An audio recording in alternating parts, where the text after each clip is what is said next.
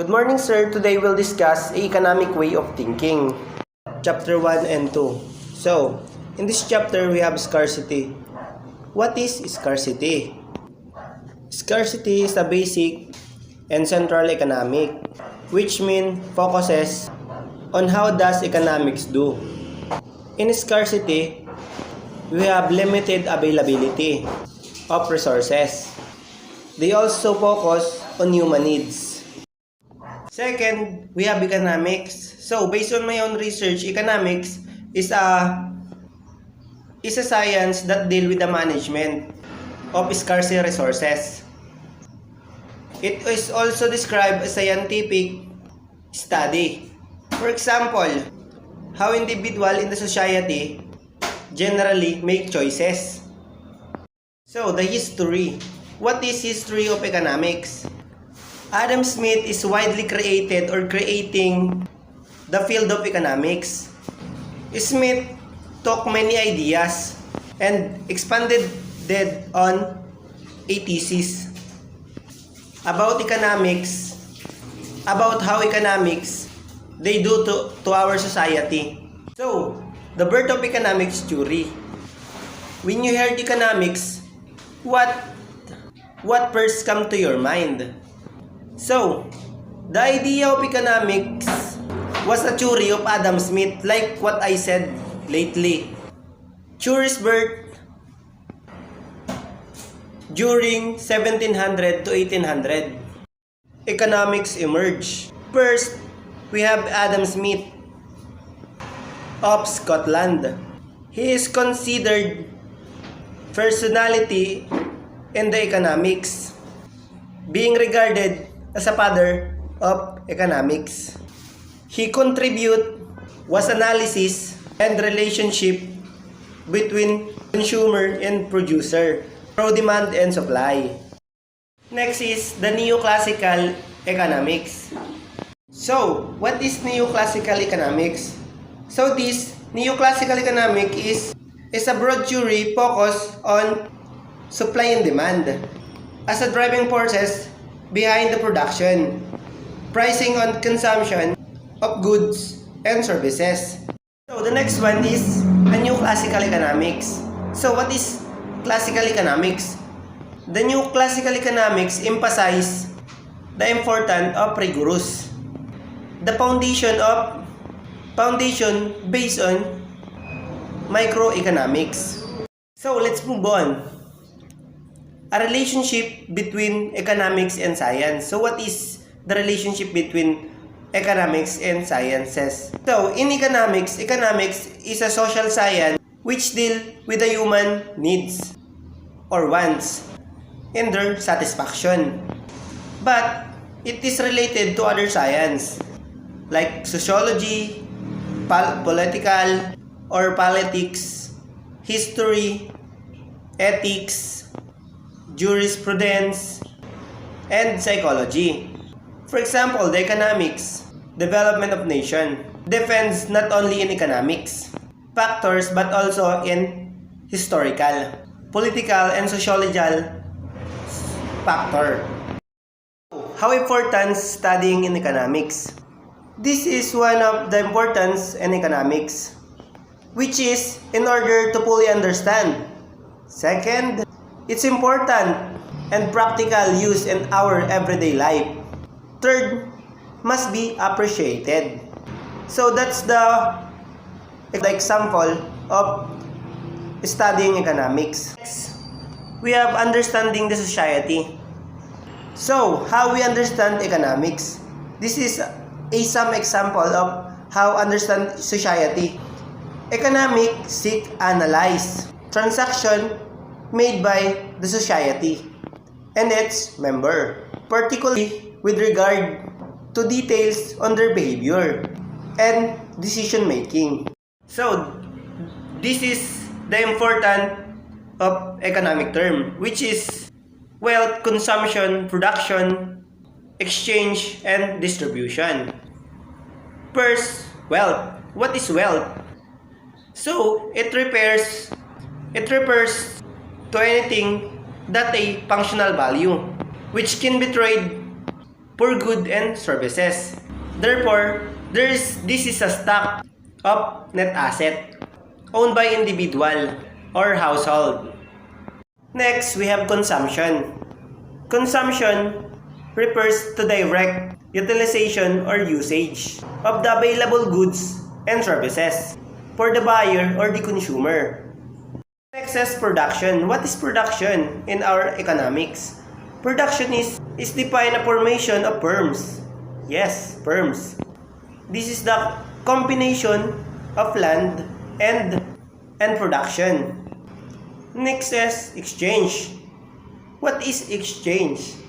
So, exchange is a process of trading goods and services for money, and it's equivalent of buying goods and services. Like for example, Christmas, you two have exchange gift like that. Next is distribution. Distribution is how to distribute goods or scarce resources to be utilized by the household. Like for example, in calamity. So in calamity, our people distribute goods and services to help people. So next is a growth over time. This is the last basic decision problem the society or nation. For example, the problem of choices, consumption, production, and distribution. So let's proceed to the next one. We have type of economic system, which is traditional economy, command economy, market economy, socialism, and mixed economy. First is traditional economy. So what is traditional economy? So it is an economy system in which tradition, custom, beliefs, they produce for its own consumption in accordance with traditional means of production. Next is command economy. What is command economy? Based on my own research and example, we have a system wherein the government. So in this situation, the government decide of what, how much, and for whom to produce. In short, they decide what you do in your product or goods. So market economy. What is market economy? It is an economic system in which a decision regarding investment, production, and distribution. So under this economic system factors of production, they own control by individual. It based on produced goods, and they free to choose goods for their own like. So next is socialism.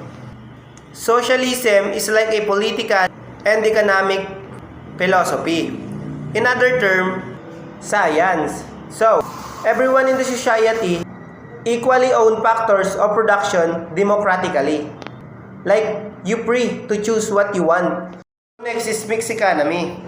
It consists both private, government, and state. Entitles that share control of owning, making, selling, and exchanging goods in the country. So, for example, mixed economy monitor the power of monopolies like that. So, let's move on. This is chapter 2, the basic analysis of demand and supply. So, in this chapter, we have demand.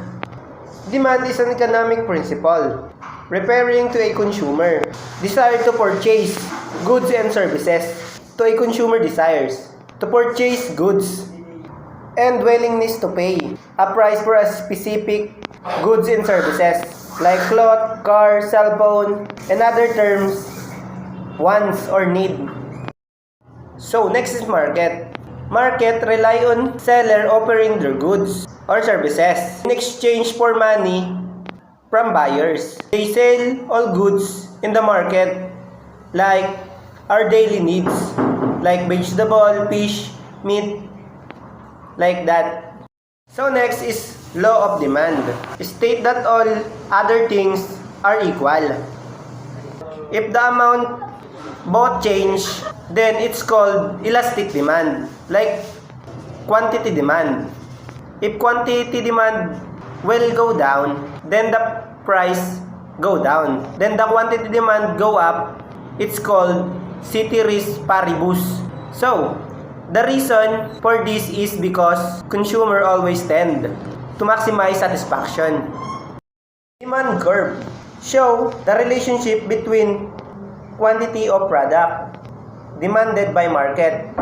For example, coffee, 150 coffee per day. So the market demand is typically graph and downward sloping because as price increases, the quantity demand.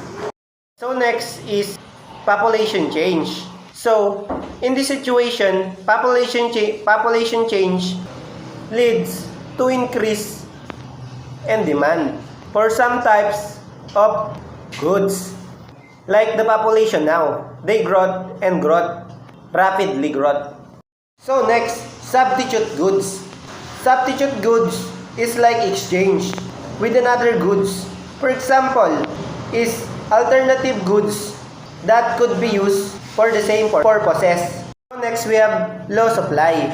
So it price result in an increased quantity supplied. In other words, there is a relationship between price and quantity. They bounded. Supply schedule. So, supply schedule is like table view of relationship between price and suppliers. And they're willing to sell a specific quantity of a good in services. Next is technological change. Based on my own explanation, technological change is the overall process of invention. Like based on your own idea, you create things that can do. Like innovation, diffusion, and technological processes. Next, we have weather condition. In this situation, are we all know that weather is not permanent? They change every minute, every hour, and every day. So, in the inevitable calamity or disaster, but it's natural. But they reduce supply or agricultural commodities, while good weather has a good impact. So next, we have a government policy. Government policy entered the household budget constrained through the present values of transfers and taxes, as well as through the taxes or household. For example, like all taxes, make or build a bridge, construction, building, they both are taxes, goes to our economy, made the economy. So, let's move on. A market equilibrium. So, a consumer and producer react differently because the price changes. It is a situation and economy forces such as supply and demand. So, they are balanced. Like food, you have meat in your plate and vegetable. Like that, they balance. So next is surplus. What is surplus? Surplus can refers to a different items, including income, profits, capital, and goods. For example, cash money, you left over after you. You have paid all your bills. That are the example.